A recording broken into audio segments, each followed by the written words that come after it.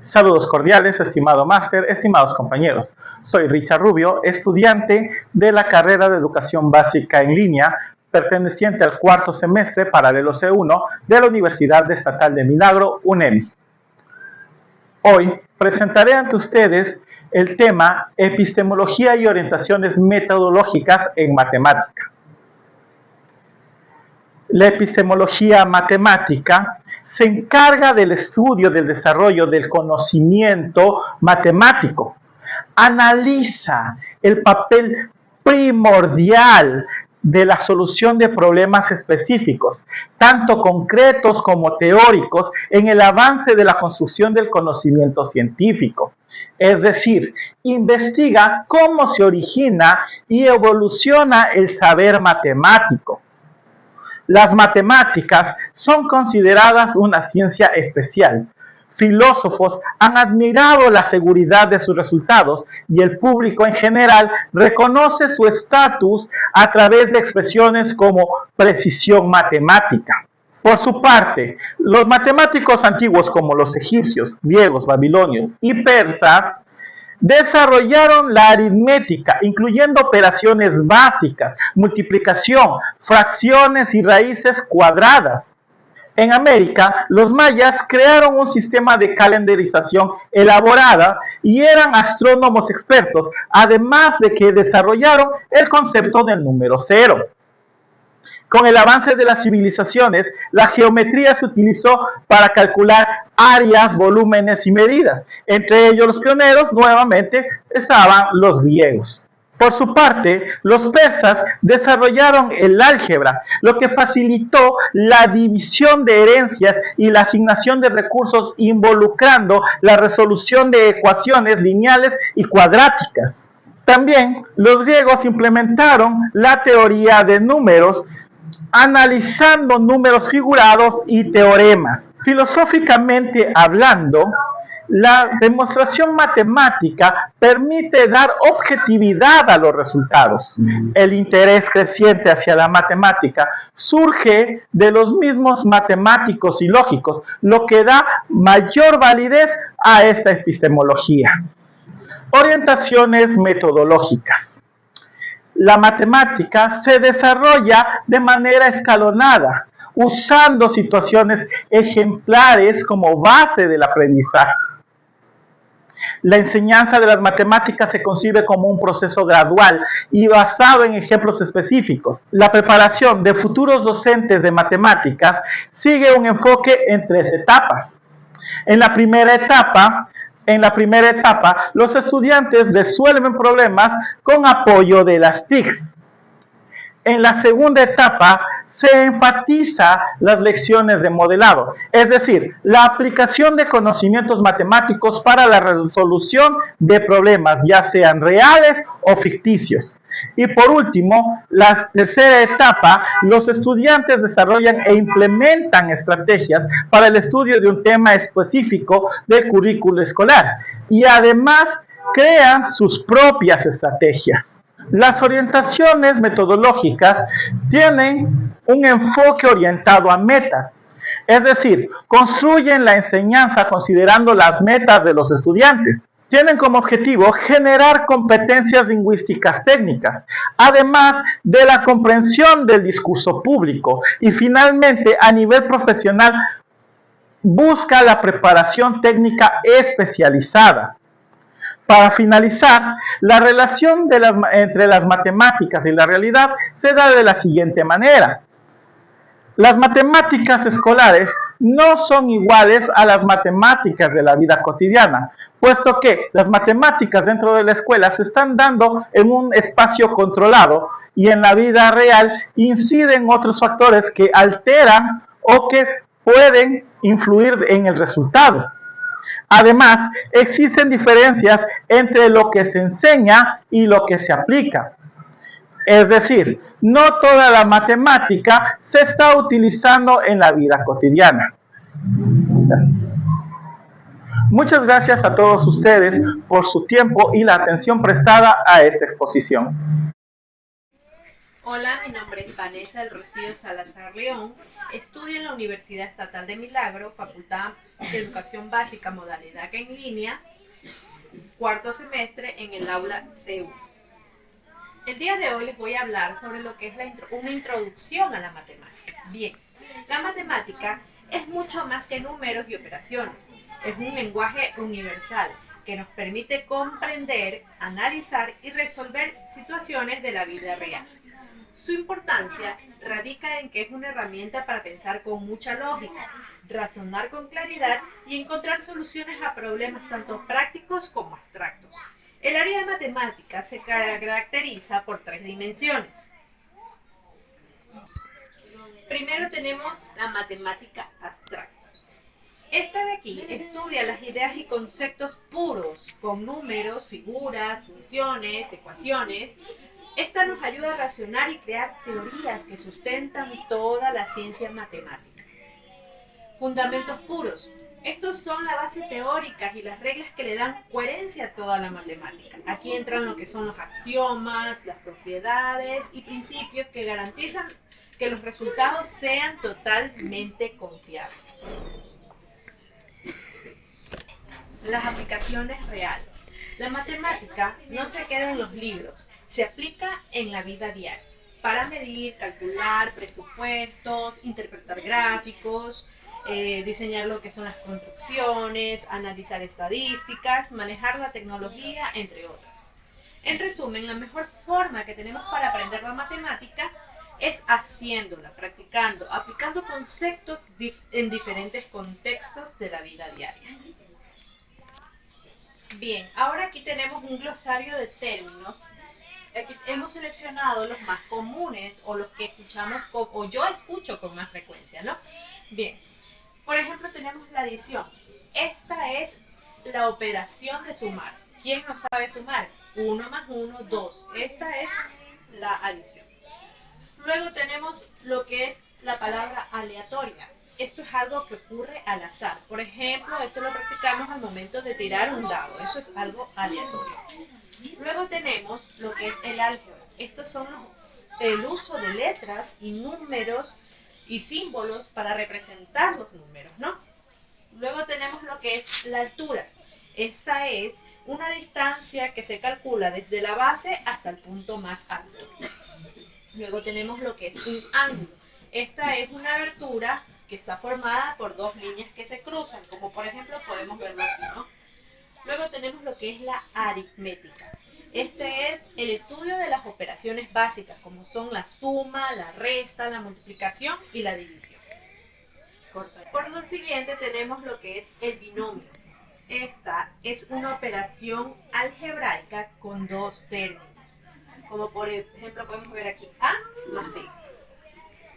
Luego tenemos lo que es un círculo. Este de aquí son puntos equidistantes de un centro.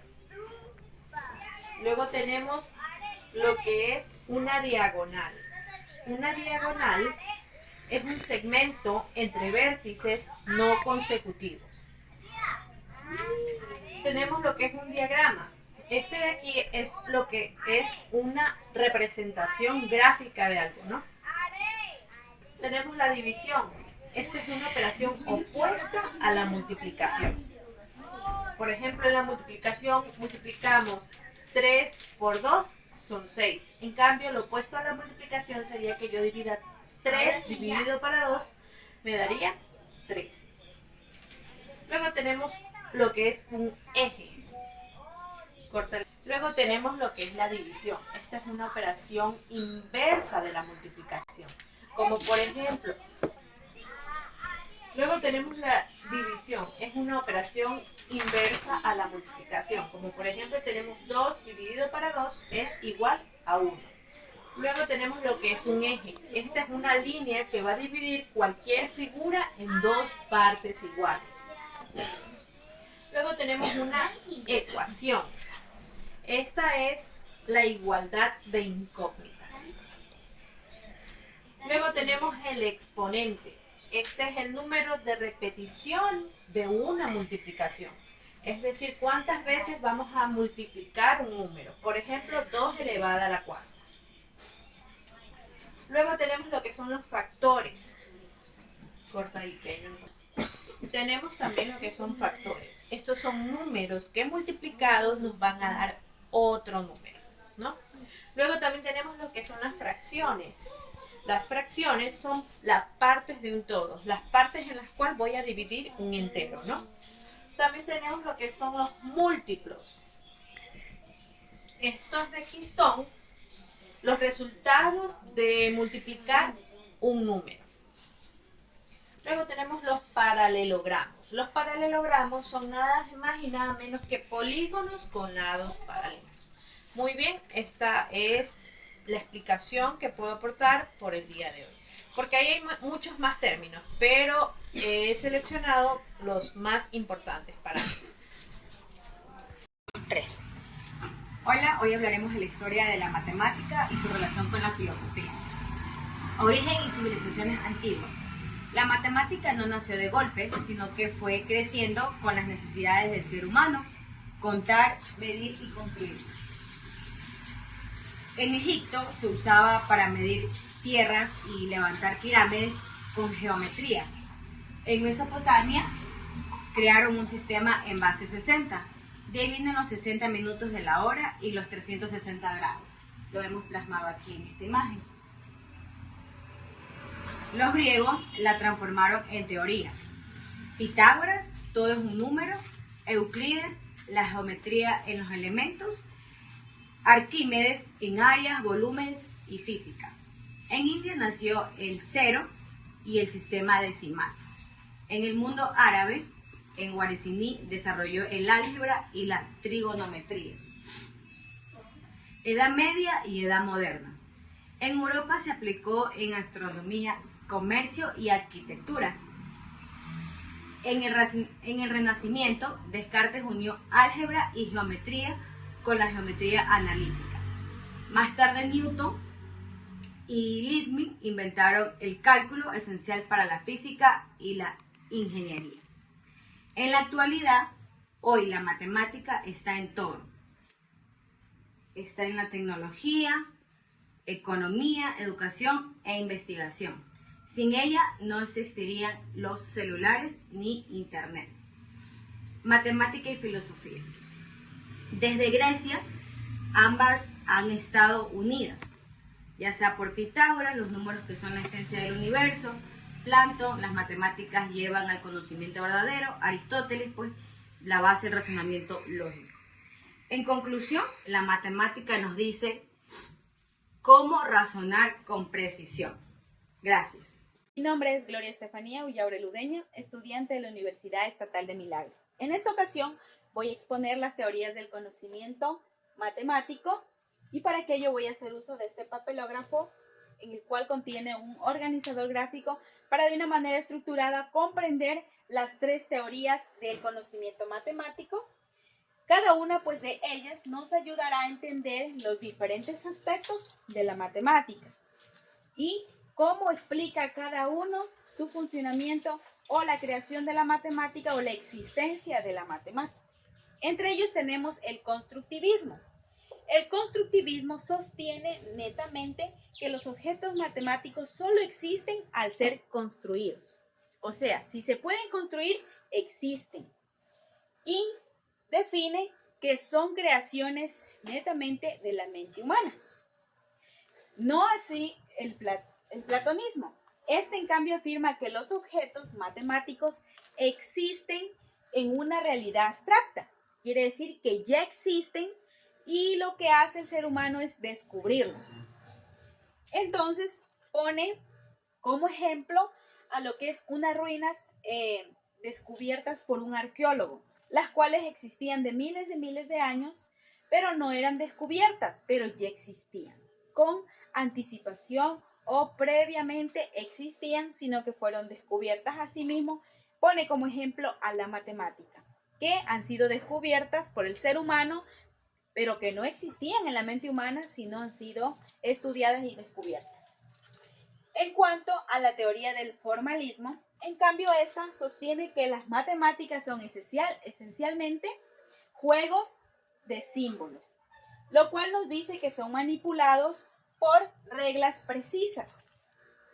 Y da para entender y comprender como ejemplo al juego del ajedrez. Este juego lleva diferentes piezas y cada una cumple una función precisa y reglas determinadas. Entonces, asimismo, da a entender que estos símbolos son manipulados, son usados para poder tener este juego, llevar el juego y cada una de las reglas. Entonces, hablando del juego, no nos preguntamos si el alfil, la torre, el rey existen, sino que qué función cumplen en el mismo juego y cómo las usan y cómo son usados estos símbolos. Entonces, el formalismo eso define, que las matemáticas simplemente son símbolos manipulados, un juego de símbolos. Pues cada una de estas tres teorías nos ayudan a entender sus diferentes aspectos, llamando al que estudia o al ser humano, creando un desafío de rigor lógico, de la intuición creativa y también la aplicabilidad práctica que le podamos dar a la matemática en sí en general. Estas tres teorías siguen compitiendo en la filosofía matemática. Ninguna ha sido tomada como acertada, sino que siguen cada día estudiándose y siguen compitiendo. Podríamos preguntarnos nosotros mismos, ¿cuál es la correcta de estas? Pero no debería ser la pregunta, porque realmente cada una de ellas nos ayuda a comprender sus aspectos, porque reflejan la profundidad y la complejidad de las matemáticas mismas, para de esa manera entenderlas, comprenderlas y ponerlas en práctica. Hola, mi nombre es Adriana Elizabeth Fuentes Lorente y les voy a hablar sobre los métodos de enseñanzas en matemática. La enseñanza de las matemáticas ha evolucionado a través del tiempo. Antes solo se priorizaba la memorización y la repetición, pero hoy en día se busca que el estudiante aprenda y aplique sus conocimientos con su vida cotidiana. Existen diversos métodos, los cuales son el método tradicional, método de proyecto y aprendizaje basado en problemas, ABP. Les voy a hablar sobre el método tradicional. Este método es el más antiguo y común en las aulas. Se basa en la transmisión directa entre el estudiante y el docente. El docente explica los temas dando ejemplos en la pizarra y el estudiante aprende repitiendo lo aprendido. Tenemos ventajas: rápido y claro. Desventaja: memorístico y repetitivo. Métodos de proyectos.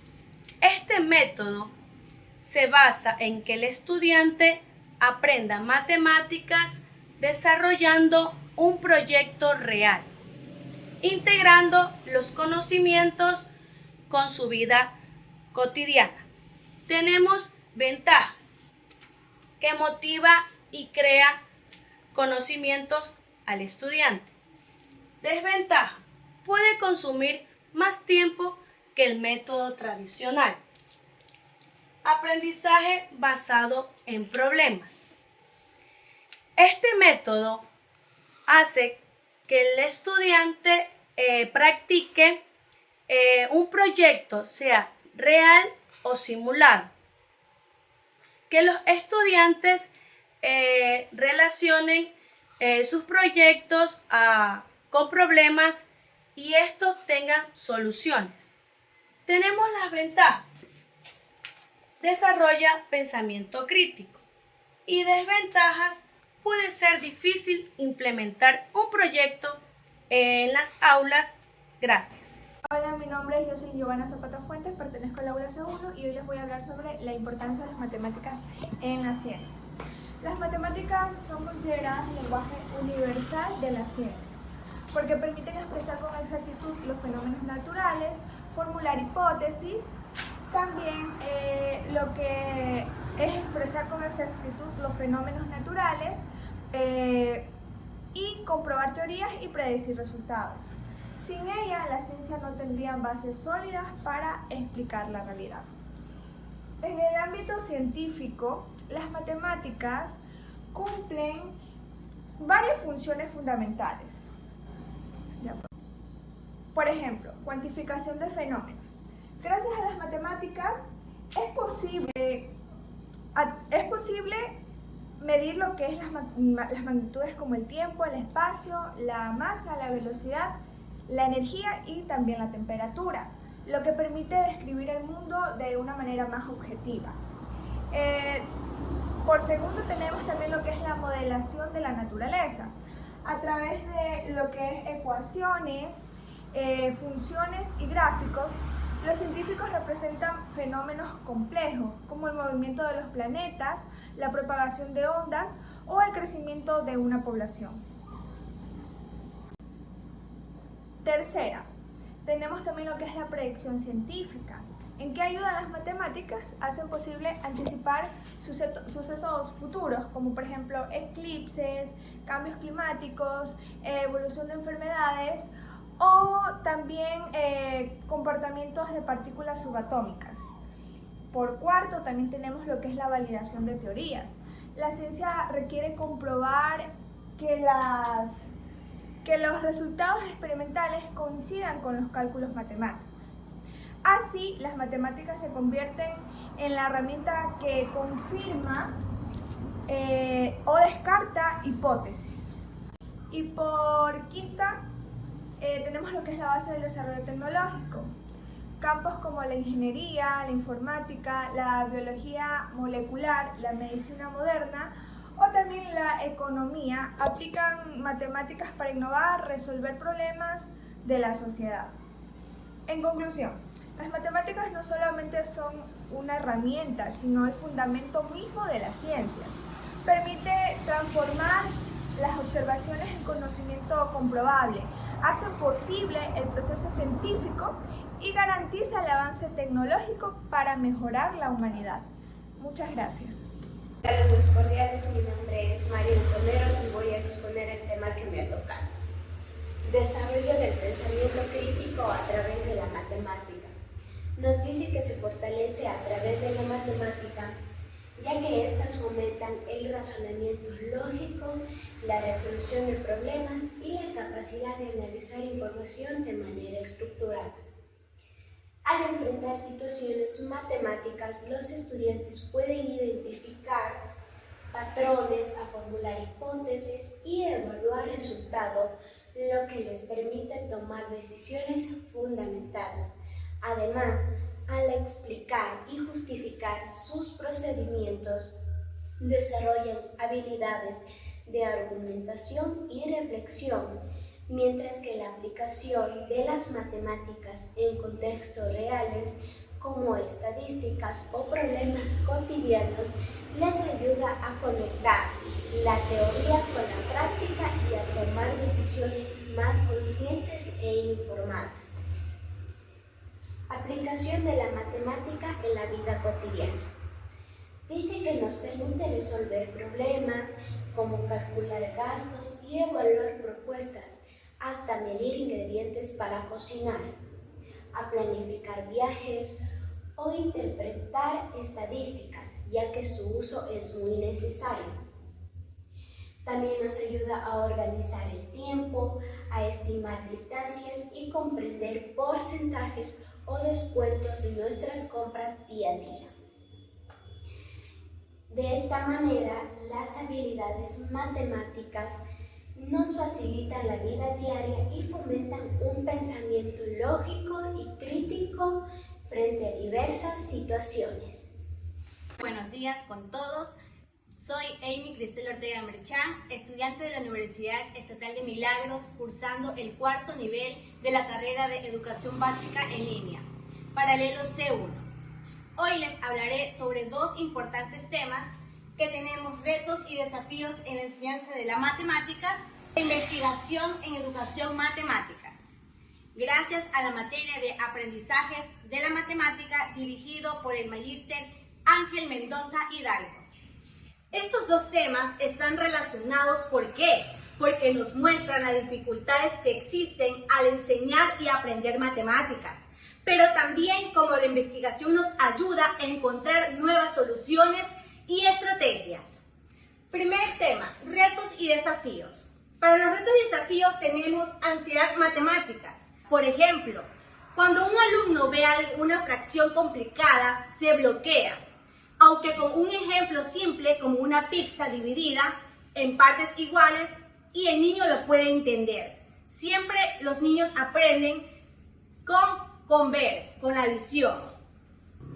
Tenemos diferentes ritmos de aprendizaje. Es aquí donde el profesor debe buscar métodos innovadores y motivadores.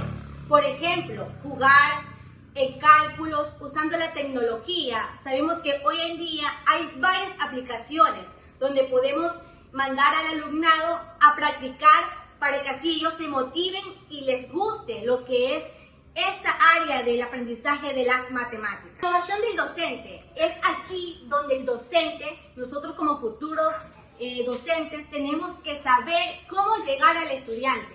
¿Cómo? Innovando sus clases, siendo dinámicas, siendo una clase motivadora, donde el estudiante se sienta libre y él puede expresar si es que él va en un ritmo lento o puede ir con la capacidad que el maestro le esté enseñando. Educación virtual y presencial. Sabemos que después de la pandemia, la enseñanza virtual fue un gran desafío. Muchos docentes debieron explicar matemáticas usando Zoom o WhatsApp. Es ahí donde llegó la enseñanza también con el padre de familia, saberle enseñar a su hijo, con ayuda, claro, del docente y los padres. Investigación en educación matemática. Esto nos ayuda a comprender mejor las matemáticas y enseñarle al alumno de una forma fácil y divertida. La investigación en las matemáticas sirve para descubrir que nos ayuda a entender mejor. Por ejemplo, algunos niños entienden mejor las fracciones si usamos una pizza para explicarlo. Otros aprenden más rápido las tablas de multiplicar si lo hacemos con juegos o canciones. También se investiga si usamos la tecnología como la computadora o el celular para que ellos puedan aprender de forma divertida y como a ellos les gusta. ¿Para qué sirve? La investigación ayuda a que los maestros busquen nuevas formas de enseñanza. Los niños aprenden matemática con ejemplo de la vida diaria. Aquí tenemos mejoran métodos de la enseñanza, porque la investigación hace eso. Nuevas estrategias didácticas, como le mencionamos, con juegos, canciones, utilizando la tecnología. Conexión con la vida real. Tenemos que nosotros siempre enfocarlo con la vida diaria. Por ejemplo, si al niño no le gusta aprender matemáticas, nosotros lo podemos enfocar en la vida diaria. ¿Cómo? Sabemos que los papitos de ley le dan 50 centavos, $1 para que vayan a la escuela. Entonces nosotros tenemos que decirle, Juanito, mira, tienes que aprender matemática porque si no sabes, tú no vas a saber cuánto te pueden dar de vuelto. Entonces es muy importante la matemática en nuestro diario vivir. Fomenta pensamiento crítico. La matemática es algo lógico, algo exacto. Entonces nosotros tenemos que enseñarle al niño a desenvolverse, a que ellos puedan enfocarse y analizar. De eso se trata. Nosotros como futuros docentes tenemos que llegar al alumnado, a que ellos puedan aprender de una mejor forma. Hoy en día, gracias a la tecnología, tenemos varias formas de enseñar. En conclusión, puedo decir que la investigación y los retos de desafíos son muy importantes en la matemática, ya que podemos hacerlo en una forma divertida y fácil para que el alumno pueda aprender de una mejor forma. Gracias. Cordiales, máster. Me presento. Soy la estudiante Ullaure Ludeña María Fernanda, del cuarto nivel, paralelo C1. Le voy a hablar sobre el currículo de matemáticas, el cual está basado en un enfoque general, el cual se lo voy a dar a conocer. En este enfoque se evalúan los diferentes tipos de competencias y habilidades en el ámbito matemático. Por ejemplo, las ideas matemáticas, los argumentos, la capacidad de razonar, etc. Está vinculado a varios estándares de aprendizaje, incluso los puestos por el Minedu, los cuales promueven y desarrollan el pensamiento crítico y la habilidad para resolver problemas en nuestros estudiantes que ocurran en la vida real. Tenemos también la estructura del currículo de matemáticas, que es el enfoque general, como ya lo di a conocer, y también tenemos el nivel educativo. El nivel educativo se refiere a los diferentes tipos de niveles en los cuales están nuestros estudiantes. Por ejemplo, en la básica elemental tenemos como con las siglas EGB, básica elemental, por ejemplo, de los niños de segundo a cuarto grado. Entonces estos son los que ven lo que es la matemática básica, incluso la geometría inicial. También tenemos lo que es los principios pedagógicos.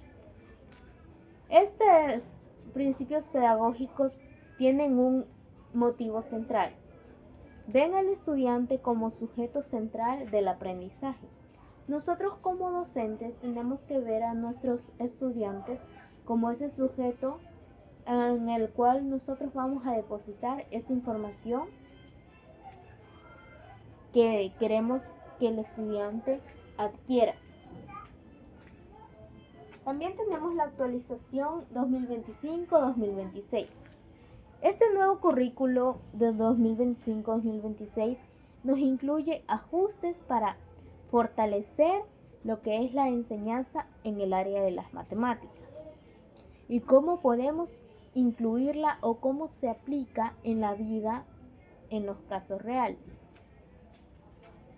Evaluación de aprendizaje. Como docentes, muchos queremos y tenemos que saber cómo se evalúa el aprendizaje. Tenemos que saber que la evaluación de aprendizaje tiene propósitos, tipos de evaluación, pruebas y exámenes finales. Les explico. Los propósitos, por ejemplo, son ver qué tipo de conocimiento tiene mi estudiante. Por ejemplo, nosotros al iniciar un año lectivo le hacemos al estudiante una prueba diagnóstica, en lo cual nosotros nos vamos a dar cuenta de qué tipo de conocimientos él tiene del año pasado o qué tipo de conocimientos ha adquirido en los diferentes años de estudio. Entonces este sería un diagrama de resultados, los cuales nos darían este tipo de pruebas para ver si nuestros estudiantes están en un nivel con dificultades o ver si están más arriba. Al último tenemos las pruebas y exámenes finales, los cuales nos darán estos resultados. Gracias. Buen día, mi nombre es Stephanie Elizabeth Navas Moreno de la Facultad de Educación Básica, Aula C1, semestre número 4 en la área de matemáticas. En estos momentos les voy a hablar acerca de la base de iniciación de las matemáticas. Tenemos 3 temas que vamos a abarcar el día de hoy y son matemáticas en las diferentes culturas. Número 2, tendencias actuales en la educación matemática. Número 3, desarrollo profesional del docente de matemáticas. Como punto número 1 tenemos matemáticas en las diferentes culturas. Como ustedes ya saben, las matemáticas se desarrollaron en las diferentes culturas que nosotros ya conocemos. Y aquí tenemos unas culturas como son Egipto. En Egipto, las matemáticas se empezaron desde que se originó la geometría por las cuales se empezaron a construir pirámides. En Mesopotamia, las matemáticas se desarrollaron por un sistema sexagesimal. En la China, las matemáticas se desarrollaron por medio de el álgebra y los números negativos. En la India, las matemáticas se desarrollaron por medio de la innovación del número 0 y los decimales. Como ustedes saben, la matemática es un lenguaje universal. ¿Qué quiere decir? Que abarca todo en general. El punto número 2 es las tendencias actuales de la educación matemática. Como ustedes sabemos, nosotros vivimos en constante innovación. Por eso tenemos que ser creativos e innovar nuestro sistema educativo. Y en las cuales nosotros hemos innovado con calculadoras, gráficas, software. El aprendizaje activo incluye proyectos y resolución de problemas. En la gamificación consta de los juegos y las apps educativas. La importancia de estas tendencias actuales es que nosotros como docentes busquemos y logremos que el estudiante se comprometa, que entienda, que aplique y le guste la matemática. En el punto número 3, el desarrollo profesional del docente de matemáticas. Aquí en este punto el docente juega un papel muy importante en la cual tiene que tener una formación continua. ¿Qué quiere decir? Que el docente tiene que formarse por medio de cursos, de congresos, de masterados, de todo lo que incluye una formación continua. La innovación pedagógica y el rol motivador. El docente siempre tiene que estar en constante innovación, incluyendo que involucre al estudiante para que el estudiante no sea solo un simple estudiante, sino que le guste lo que hace. Este ha sido mi tema del día de hoy en cuanto a las matemáticas. Muchas gracias.